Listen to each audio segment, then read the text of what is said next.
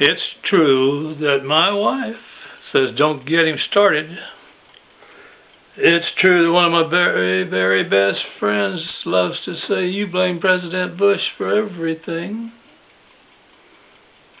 Well, I don't think I do, because I'd follow his orders to the last if they let me back in the military at my ancient age. And I wasn't just that way when it comes to President Bush. I was on maneuvers the day that President Truman fired the General MacArthur. Well, I think I've already talked about that, but I'm going to tell you for sure, I thought the President did the right thing. He is the Commander-in-Chief. And I don't argue at all with Mr. Bush being the Commander-in-Chief and him taking the position that what he says goes. I do wish he'd listen a little bit to some of the other people and not surround himself with people that are encouraging him to do what I think is terribly, terribly foolish things. Maybe someday I'll dig out the video where I talked to the veterans in my Army outfit that I was at a reunion before we went into Iraq, and I tried to convince them to go home to their communities and let's help stop this foolishness before it happens. One of the political cartoons that I've gotten a big kick out of recently showed Father Time and a much older George Bush saying to Father Time, George W. Bush was the worst president ever. And the second half of the frame saying, you couldn't expect to keep that record forever. All records are made to be broken. Well, I'll read about 5 paragraphs from USA Today, written by Al Newhart. I'm not sure I pronounced his name right. Founder of USA Today. Mea culpa to Bush on President's Day.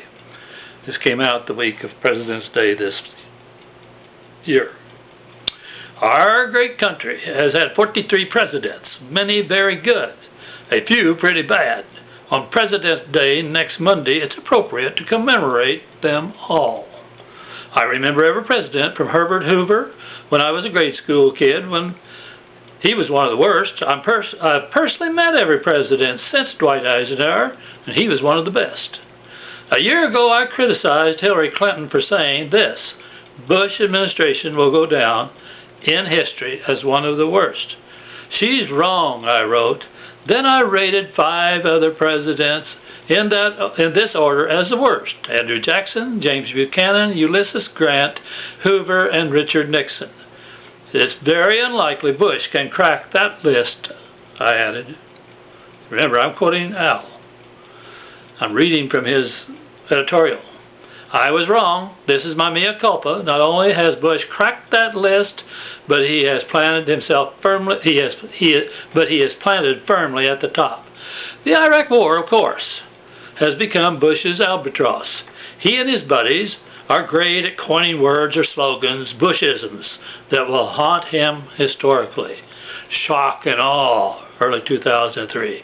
Mission accomplished, May 1st, 2003.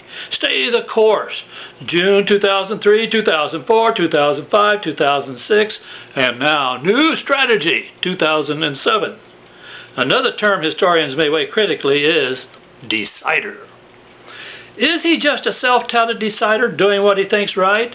Or is he an arrogant ruler who doesn't care or consider what the public or Congress believes best for the country? Despite his play on words and slogans, Bush didn't learn the value of meaning of mea culpa, acknowledgement of an error, during his years at Yale. Bush admitting his many mistakes on Iraq and ending the fiasco might make many of us forgive, even though we can never forget the terrible toll in lives and dollars. I think Mr. Newhart knows how to deal with reality. How I prayed that Mr. Bush might get on his knees and deal a little more with reality. You say you're a Christian, sir? Be a Christian leader, sir.